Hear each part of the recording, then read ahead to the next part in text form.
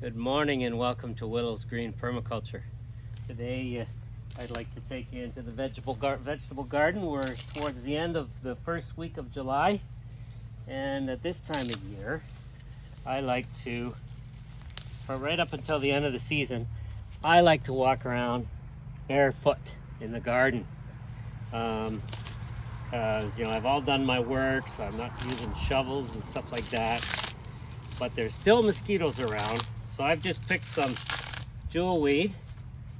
Here's another one, just in case I didn't get a good look. And now I'm just gonna get myself ready with my mosquito repellent, because this really works as a mosquito repellent. I've watched as mosquitoes and deer flies actually have landed on my skin after I've rubbed this on my skin. And I've watched them as they've searched for a spot to bite me and haven't been able to. And I've been able to nice and slowly just remove them from my skin. I'm gonna do my feet, because my feet are where I'm most vulnerable, because mosquitoes can get at me and it's far away from my hands. So rub this nice and as I'm doing my, so the more you rub with the jewelweed, the better it gets, the juicier it gets. So now I'm all ready to go into the garden. So let's go. So let's get started.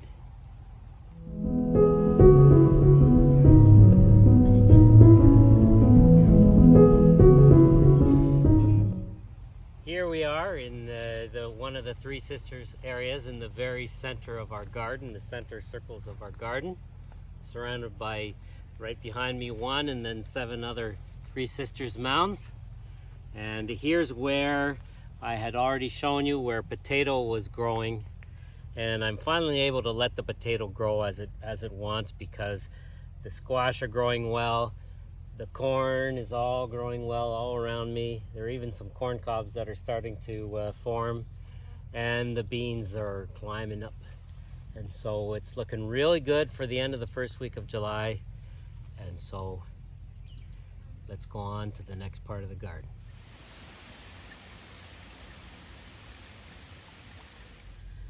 So here's our main potato area. And so it's hard to distinguish between the potatoes I planted first and the potatoes I planted later. These may have been some of the first ones because they're already starting to fall over.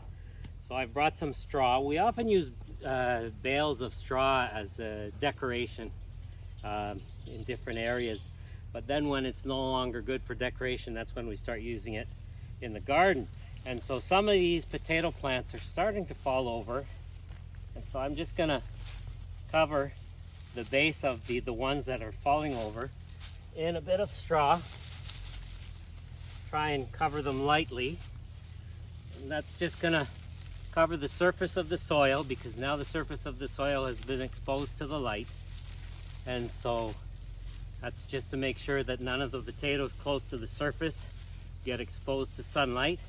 And then some of these potato vines will start to sprout new shoots through this straw, and it'll kind of renew it a little bit, the plants. There you go. Now what's interesting is that they're doing really well, and these potatoes were covered in hundreds and hundreds and hundreds of two different types of potato bugs. And here's one I've got right here. But the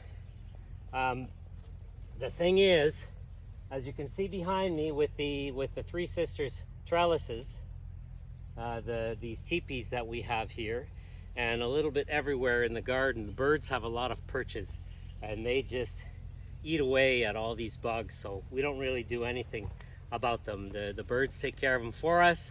Some people have asked, do the birds eat our produce? They may eat some of the fruit that we grow, but we grow so much of it, especially outside of the garden, that the animals have a lot to eat. And one thing that's important to remember is native animals that exist since always prefer their own wild fruit, their own wild food. And so outside of the garden, we have a lot of native fruiting species that give us a lot of fruit, but they give us so much fruit that there's enough for all the birds and the other animals as well, especially if the trees are tall. Well, the birds get the stuff that's way up high, and we get the stuff near the bottom. So it's okay if the animals eat some of the stuff. So let's go on to the next part of the garden.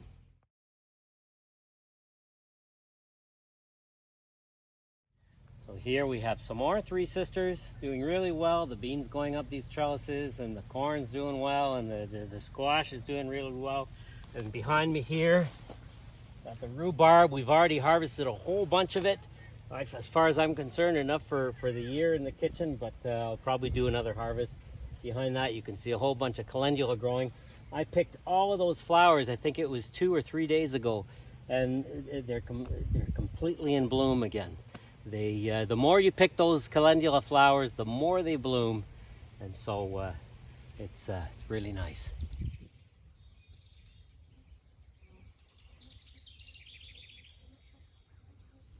Here we have the loofah that's getting taller, and the birdhouse gourd that's getting taller, along with some beans. Here we have our bed of beets that are doing really well, along with this experiment with the cabbages that seem to be doing well. They've grown up above the beets, and I don't think they're crowding the beets too much, but we'll see. What'll probably end up happening is the beets that are in between these cabbages, they'll just get bigger later, so I will harvest those later than all the rest. These ones I'm going to start thinning out maybe in a few weeks, but they're still fairly small underneath because I've had other harvests of beets.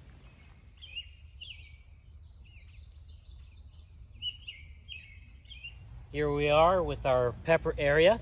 It's coming along quite well for the beginning of July. We've already got a couple of peppers here and there that are forming, and a lot of them are flowering. The chapiche here is doing well as well.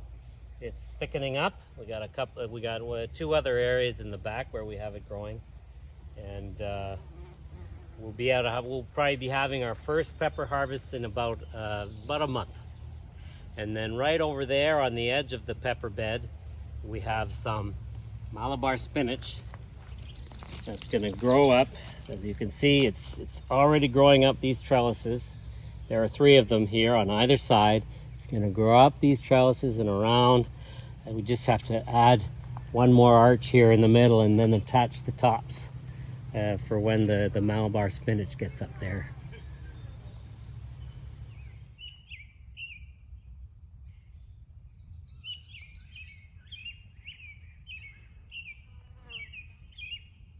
Here we have one of our watermelon patches. That's on just this side. The peppers over there, the watermelons over here, the Malabar spinach. On the edge we have some wild bergamot and some okra that's growing. And over here we have basil that's doing quite well, that I like to keep bunchy by pinching off the tops. And something that we have to always keep on top of is the mint. I'm always harvesting this mint because it's great to have in the kitchen for tea, for salads, so many other purposes. It's really good, quite delicious. And we've already got a couple of watermelons forming here. Can't wait to be able to start eating our watermelons. And a few peppers too we've got mixed into this area.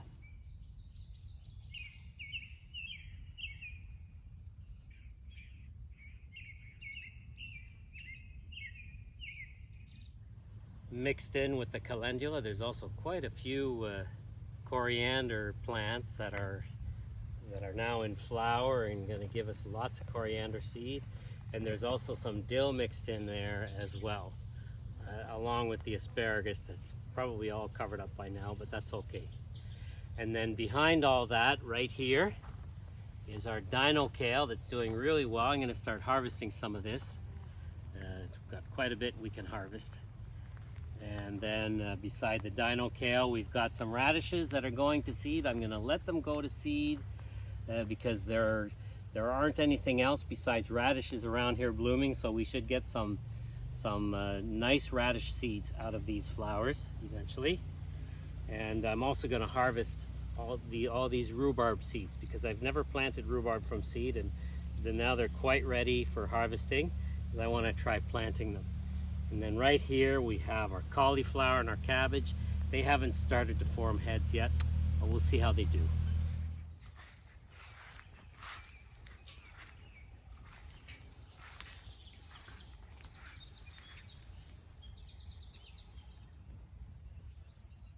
Right here we have some wild bergamot, also called monarda or bee balm. There are different varieties. This variety is more the wild bergamot because of the color, this lilac color of the flower. These are what I was telling you how by the peppers, and over here by the watermelon, I cut these right down so that they wouldn't be too tall to allow the watermelon to grow and so on. And so now that the watermelon has grown and taken up its space, you can see it's even getting taller than the wild bergamot. Well, now the wild bergamot is going to start to bloom, and it'll eventually also grow a bit taller, but the other plants have had the opportunity to grow. Just for comparison's sake, these are some wild bergamot that I didn't cut, so you can see how tall they are, and they're all in full bloom right now, whereas the other ones are just starting to bloom. So when these have finished blooming, those ones will be in full bloom. So we'll have blooms for quite a bit longer, which is great because these attract all the pollinators, so they're really, really nice. And by the way, the leaves of these can be used just like mint, as can the flowers.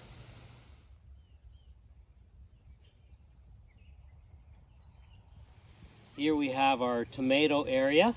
Our tomato guild with all the many different plants that are planted around them.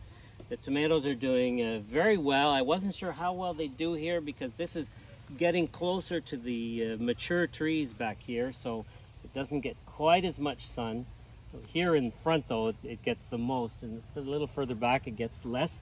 But we already have tomatoes forming on almost all the plants, and also because these tomatoes have grown a little bit more slowly, the carrots that are planted below them are doing really, really well, and they're taking the space they need. And for instance, I had talked to you about sunflowers that I cut back at the beginning so that they don't shade the plants, and as you can see, this is what happens. They just grow new. You can see where I cut it back here, but you can see how it's starting to grow new stems, and then these are going to grow quite tall for the end of the season and then flower later than the other sunflowers that I didn't cut, and so we'll have sunflowers at the end of the season.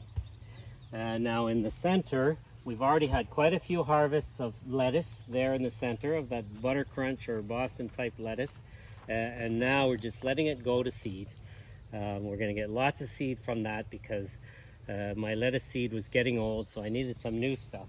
And then behind the lettuce, the broomcorn is also doing well. I'm quite happy with all this. I wasn't sure how all this would do surrounded by the tomatoes, but it's doing much better than I expected.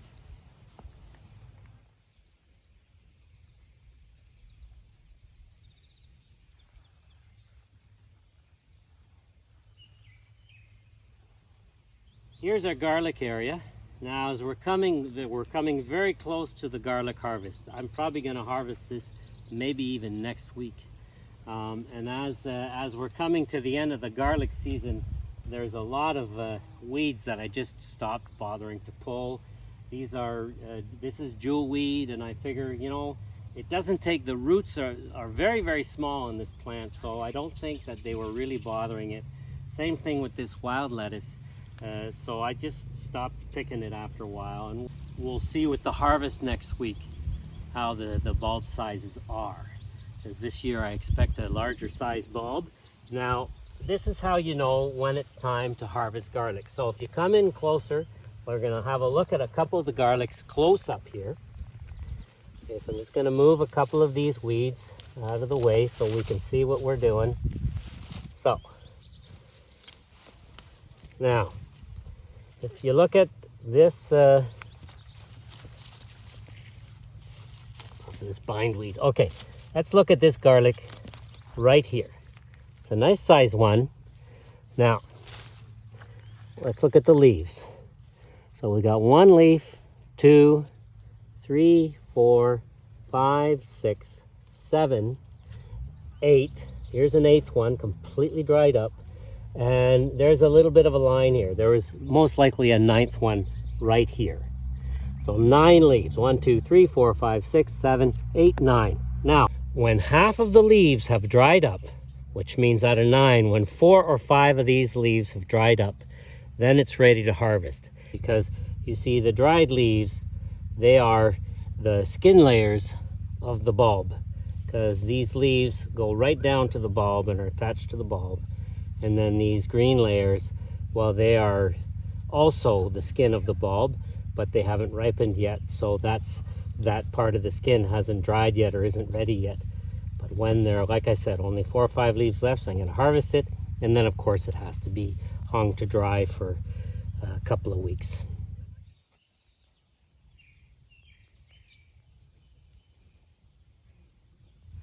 So here's our main cabbage patch. Well, there are others, but these are the ones that are pretty well the biggest.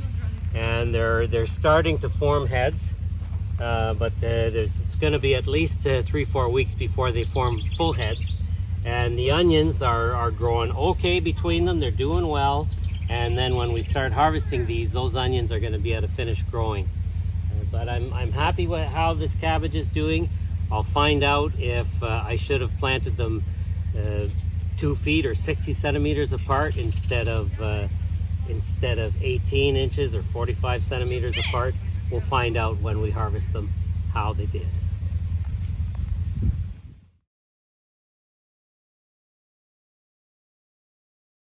We have harvested quite a bit of peas so far. We've been eating them every day for a few weeks now.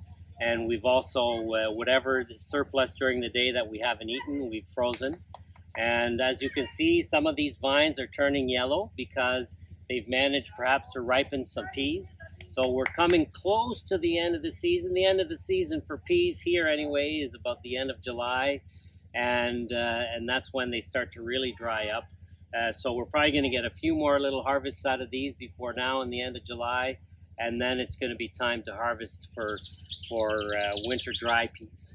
So I will continue to harvest them to eat fresh for about another week.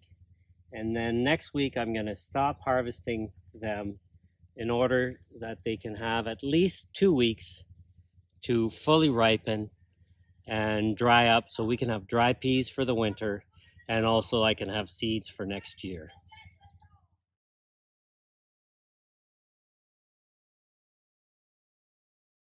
Here's one of our 2 mini chinampa gardens. They're doing really well. Whenever it rains, there's water under these gardens. And at the bottom of these are branches and they're logs.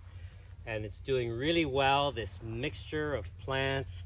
These gardens I like to use to show how biodiversity works. It's a real experiment because we have our broccoli here, these bluish plants all in the middle throughout, and they're surrounded by potatoes. I've had to cut back the potatoes a few times to make sure the broccoli can grow above them. But now I think I'm done doing that. And then right here in front of me and all around the outside, there are a whole bunch of these beautiful amaranth plants. And then there's some beautiful Swiss chard as well. And then so many other plants. There's a bit of mustard there. There's jewelweed. There's all sorts of stuff. Behind me, of course, there's this wonderful tulip tree. In the middle, there's some green amaranth along with some millet that's sticking up above everything else. And it's just doing wonderfully. It's just so beautiful and it's so healthy because what we have here is the balance, the health, the beauty, and the equilibrium of biodiversity. And here's the other of the 2 chinampa. This is the smaller of the 2, but it's got all the same stuff in it. The broccoli, the red amaranth, the green amaranth along with the millet, the potatoes, the Swiss chard, the jewelweed in the back, a smaller tulip tree. It's basically a little bit smaller than the other one, but it's this, and all sorts of other plants growing all over the place. It's that same beautiful biodiverse equilibrium.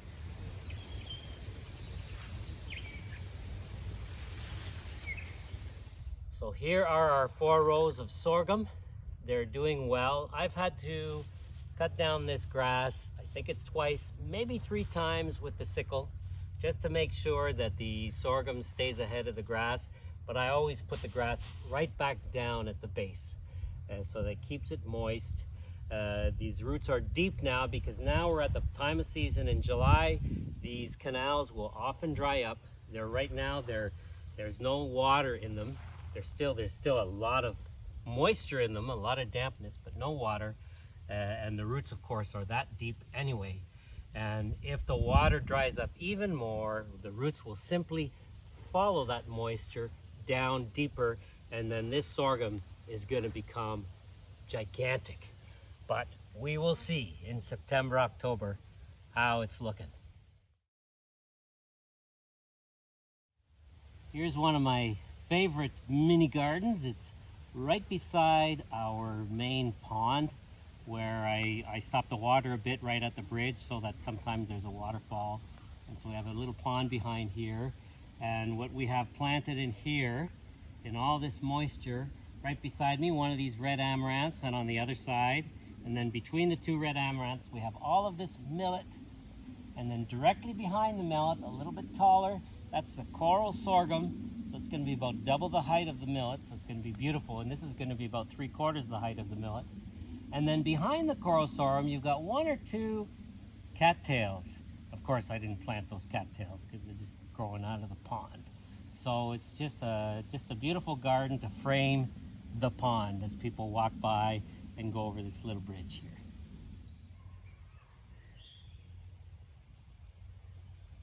So now, beside the pond, now we're going to go into the forest in the back and look at our different forest gardens.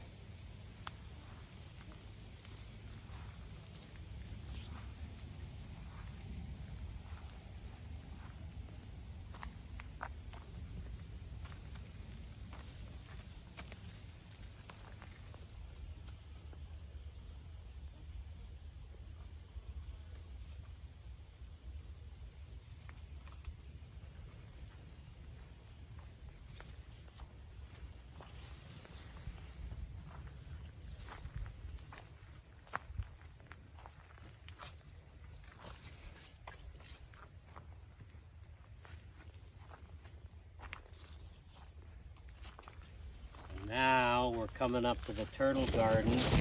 We call it our turtle garden because right at our feet here around this area, just at the entrance to the pond, there are turtles that stay all winter there. Large snapping turtles.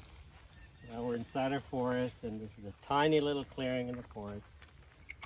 Our Three Sisters demo garden. You've seen this many times. It's just going crazy. As I said in that first video, I think it was in April, when all you saw here was leaves, dead leaves surrounded by this fence.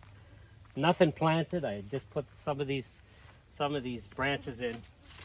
I had said that the squash would fill this, and it is beginning to fill the garden. Not only filling it, but it's growing out of it. As you can see, the garden is surrounded by this sorghum all around, except for the ones the other side over there where the water goes by. It's surrounded by this sorghum, and the squash is growing out and amongst that sorghum as well. So the corns and the beans in the middle are going to be surrounded. So just kneel down so you can see it better. I've covered most of these vines. I can no longer cover the vines in the back because I have no access back there. This garden belongs to the squash now. And for the same reason that I can't walk past there, the animals aren't going to necessarily want to go in there either, because those vines are really prickly. And so that squash over there is on its own.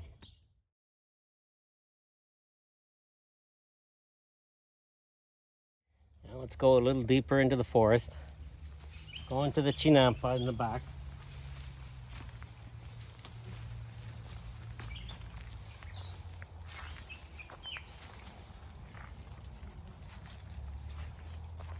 Thick layer of wood chips at our feet here.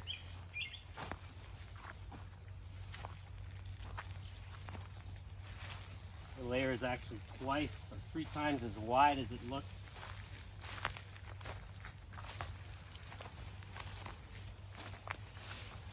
Let's put more here.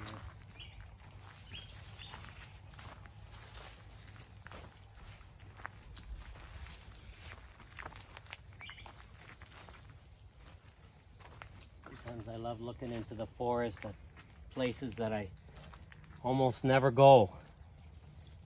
Very inviting, the quality of the light there.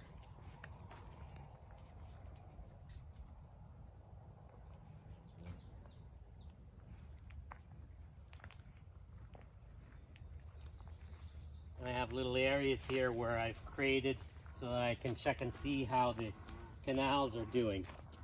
This path looks like it's going to nowhere, but I'm able to check out the canals, see if they're flowing. Also check out the nanny berries behind me here.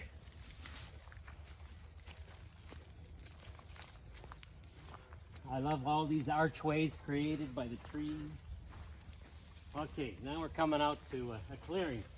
Now this isn't the clearing we created, because there used to be absolutely nothing growing here, totally nothing. There's actually not much growing anywhere actually on this whole area. But here there was nothing. So, this is interesting here. This is our moon garden. We call it our moon garden because it looks like the shape of a half moon. This has got the same sorghum in it as the other sorghum you saw by the turtle garden. And this was transplanted. It was the same sorghum, the same sown indoors at the same time in the greenhouse as the one in the turtle garden, and transplanted the day after. So the same basically timing, but this is 1/10 the size of the other, and that's because that just shows that this soil here has a lot more moisture and is a lot colder than the other. And so this sorghum has taken a lot longer to take off. Because when I transplanted it, it was like I was transplanting in like a cold clay. But it's going to be very interesting to see how it does. I think that we're going to be able to get a harvest from it. The tomatoes really like it because they love the moisture. They're doing good. And so we'll just see. And actually, to show you how much moisture there is in this garden, well, you can see there's a cattail growing in there that I didn't even plant. And also there's some blue flag iris here that I didn't plant. And you can find them growing in water, both of these, very often.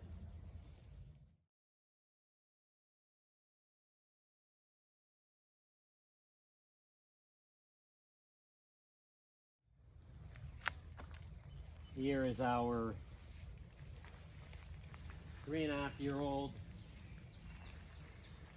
willow planted, or I guess it'll be 4 years old this fall. Planted it in the fall of 2020. And here's our chinampa.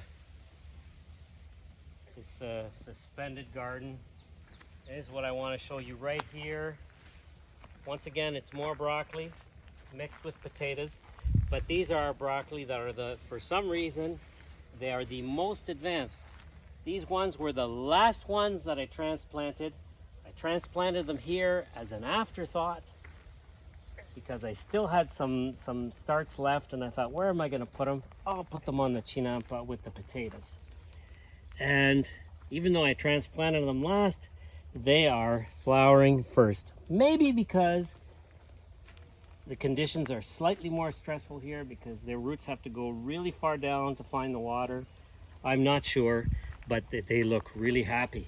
These I'm going to be harvesting very, very soon. They're getting into a nice size. I've had to cut back the potatoes a couple times to make sure the broccoli stays sort of head and shoulders above it. Don't think I have to do it anymore. And then on this side over here, we've got all these pumpkin volunteers here and over here, and then these tomatoes that I transplanted in here. Now these tomatoes are also interesting because they're the exact same tomatoes as we have elsewhere in the different gardens. But these ones, I'm not putting stakes, I'm not putting cages, I'm not putting anything. They of course immediately fell over, but I'm gonna get in here so I can show you something. You're gonna have to come in closer. You have to come in closer so you can look. Now, if you look, here's the vine. It's crawling along the ground.